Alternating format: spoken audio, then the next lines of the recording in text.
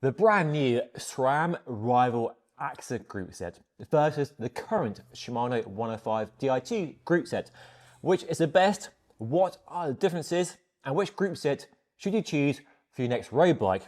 I've been riding both group sets for the past few months, and today I'm going through 10 aspects of key group set experience and see which one wins overall. I liked a comparison of SRAM Rival and Shimano 105 Di2 way back in 2022, but since then, just a few months ago, SRAM launched a brand new version of Rival with loads and loads of changes, so it feels a good time to do a rematch and see if the outcome of the comparison is any different to that previous video. That's linked down below in case you missed it. So, while SRAM has fully updated its Rival group set, 105 Di2 hasn't changed since it launched all those years ago, and it's unlikely to change in the next 2 years at least. So for the next couple of years, these are the two current group sets in this sort of price range. And when it comes to price range, both group sets cost about the same in terms of the retail price for the group set on its own, but 105 Di2 has been out longer, so there are better discounts on that group set if you're buying that group set on its own. They're always worth shopping around. But most people with either of the group sets are likely buying a complete bike, and the bikes cost about the same regardless of the group set.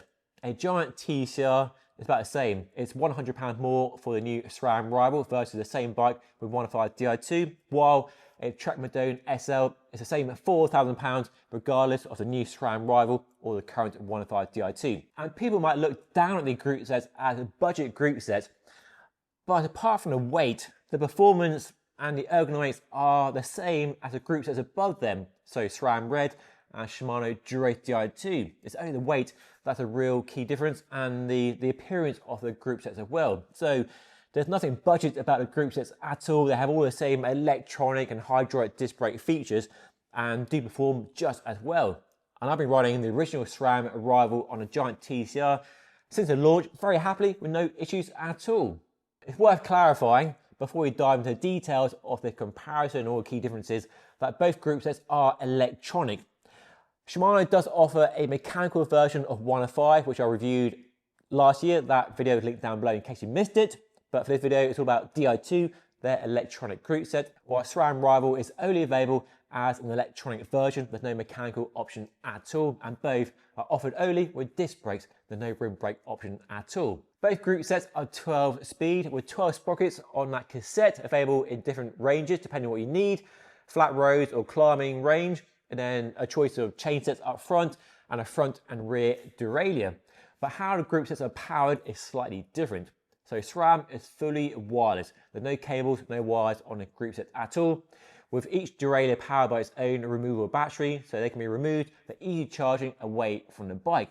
Shimano, meanwhile, has an internal frame battery, usually in the seat tube or down tube, powering both the front and rear derailleur by two wires going to those mechanisms, and that is charged via a port on the rear derailleur. So that does require you to have the bike near the charge point or have a battery bank to charge that bike. The range on both group sets is very good. Shimano has the legs when it comes to outright range, but both last for weeks and weeks depending on how much you use the gears and how often you ride a bike. But for outright range, Shimano definitely wins.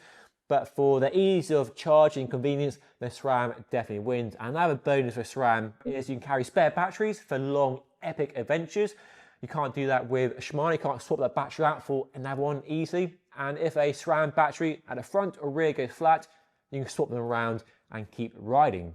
The shifting performance is a key topic to talk about, and in the work stand and out on the open road, clocking out the miles, both group sets perform extremely well. No missed gear changes, no noise, no rattling, they're both very quiet, as you expect for very mature electronic group sets. These aren't first generation, these are well honed and well evolved with all the benefits from those top of the range group sets trickling down to this lower price point. So performance is extremely good, no issues at all. In terms of shift speed, if that matters to you, which it might do, in the work stand and out on the open road, Shimano is definitely a bit quicker. It definitely feels a bit more rapid when you change gear, especially at the front.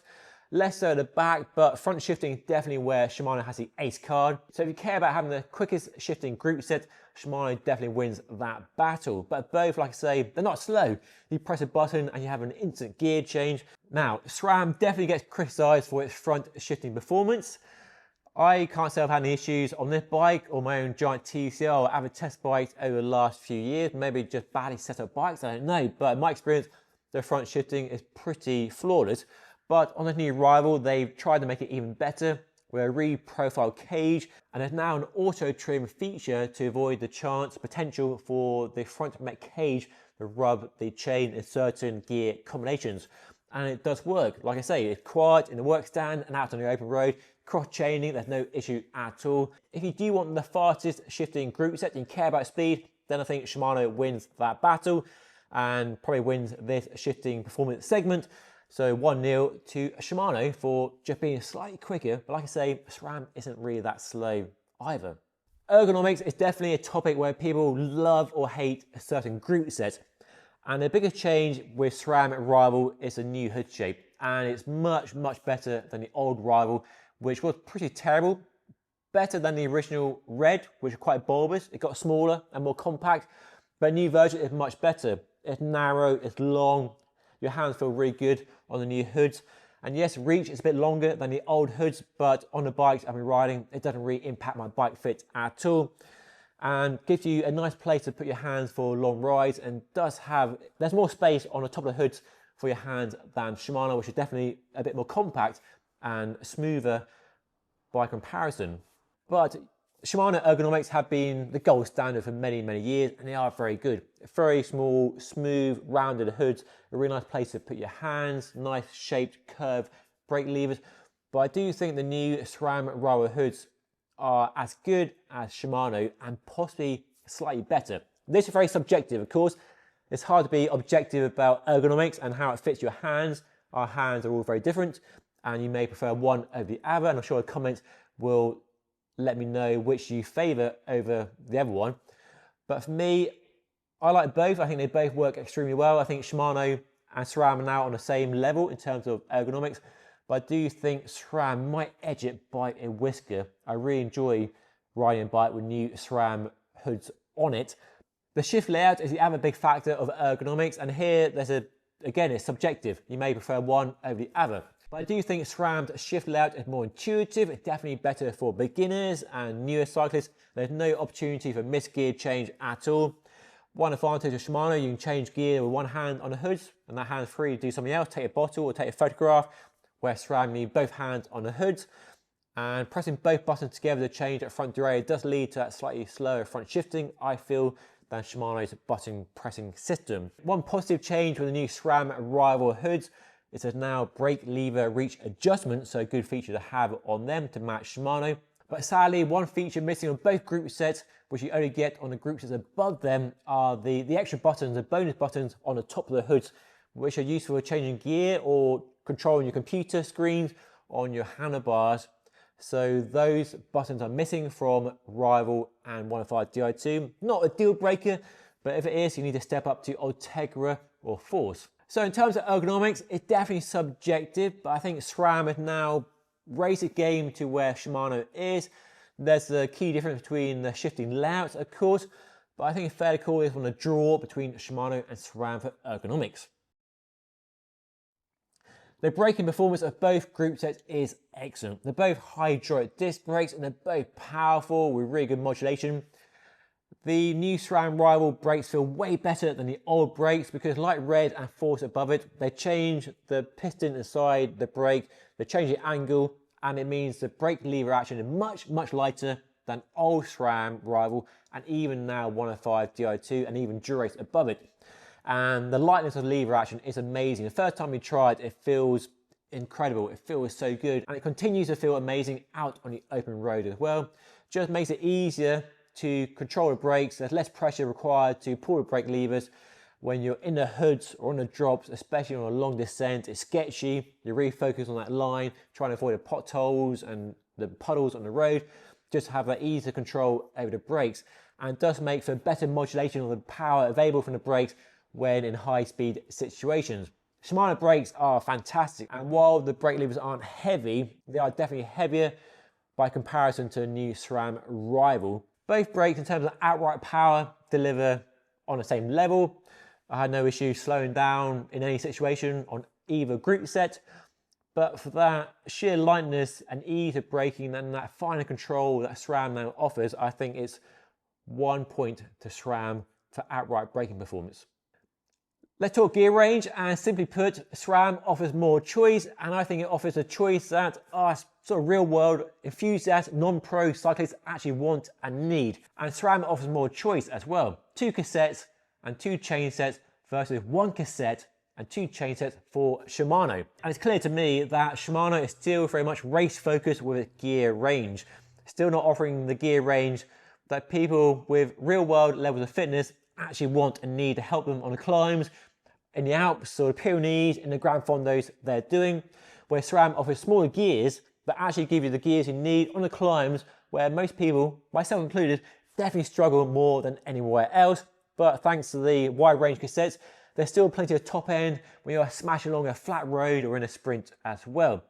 If you're racing, Shimano gears probably make better sense, but if you're not racing, you're riding for fun, enjoyment, doing a Grand Fondo, a Sportive, then I think SRAM's gearing is definitely better.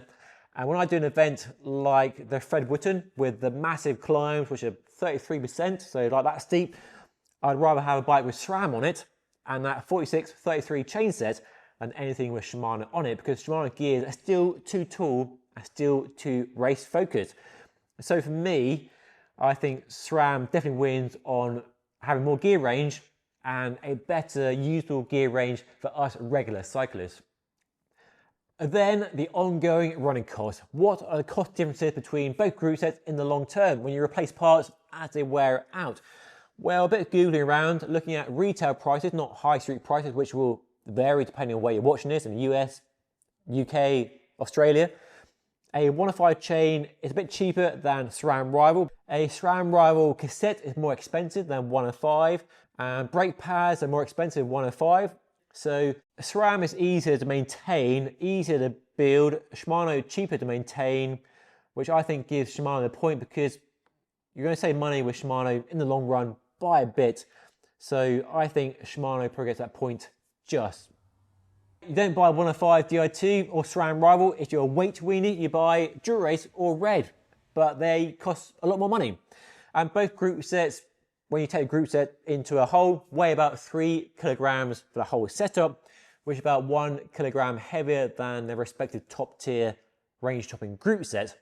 The new SRAM Rival is a bit lighter than the old SRAM Rival, so a nice improvement, and as such, a bit lighter than 105 Di2, but not by much, only by a few grams. So the weight difference between both group sets, there's not really much in it. And most of the weight differences between the top tier group sets are usually in the cassette and the chain set. They're the biggest items on the group set. There's not much difference in the weight of the hoods, 105 versus Dura-Race. The chain, those small items, the disc brakes and the disc brake rotors, is mainly in those big items, the cassette and the chain set. So on the weight front, it's a draw for both group sets. The looks of both group sets are purely personal and very subjective, and looks are definitely important. Probably not the most important, but probably surprisingly more important than most other things, barring price and value for money for many people buying a new bike, because the group set is the star piece of the bike, especially the chain set, the rear derailleur and the hood. So really, let me know what you think by dropping a comment down below. Which do you think looks better, SRAM Rival or 105 Di2? I think it's fair to say that the new Rival is a big improvement on the old Rival. I think the carbon brake levers look better and more premium than the 105 Di2. And I think the crankset, while the hole is jarring at first perhaps, I think it looks better and posher and more premium than the old Rival. And the hole didn't really offend me as much as I thought it might do when I first saw it. 105 still looks modern despite being quite old, and in the black colorway it sort of mimics Dura-Race above it, so it looks more expensive than it actually is. So I think fair call this one a draw. I think they both look good in their own ways, but really come down to personal preference. I can't really decide which I prefer, to be honest. So there we go, it's a draw. If you're racing or training with any serious intent, then you want a power meter. And here is a big difference between both group sets, because Shimano 105 Di2 has no power meter option at all, while SRAM does offer a very affordable left side only power meter for like a few £100. And SRAM have really nailed the whole power meter segment on their bikes, Red and Force, and that option on Rival. While Shimano does offer power meters on its Dura-Ace and Ultegra, but they're not that well received. The pros use them. There are lots of bad reviews out there of the Shimano power meters, and generally not as well regarded as what SRAM offers with Quark power meters. So I don't really know why Shimano hasn't really nailed the power meter in the same way that SRAM have, but if you want a power meter on your Groupset, then SRAM is the way to go with an easier upgrade path. With Shimano, just buy an aftermarket power meter, which may or may not be a better thing. But that is a point to SRAM for having a power meter option. Right, time for my verdict on SRAM Rival AXS versus Shimano 105 Di2, which wins the crown in this rematch battle of the third tier electronic group set. Well, it's clear that SRAM does win more categories than Shimano. But it's clear to me also that's a personal decision based on what you care about more. There are objective winners, ongoing costs, shifting speed, and there are subjective winners, looks, ergonomics, shifting performance. That really does make picking one clear winner that we can all agree on nigh on impossible. They are both fantastic group sets, benefiting from years and years of evolution and development, from the top tier group set down to the low level, and they are really bloody fantastic group sets. So let me know which group set you think works for you, which are the most important categories that group sets should be judged on, and which group sets do you ride right now, and which group set are you looking to buy on your next bike. Let me know by dropping a comment down below. And if you want to see a review of the SRAM Rival group set on its own, then watch the video right up here. And my previous generation SRAM Rival and 105 Di2 group set comparison video, if you want to watch that for reference and comparison, is linked down below. But that is all for today. Thank you so much for watching. I'll see you again very soon.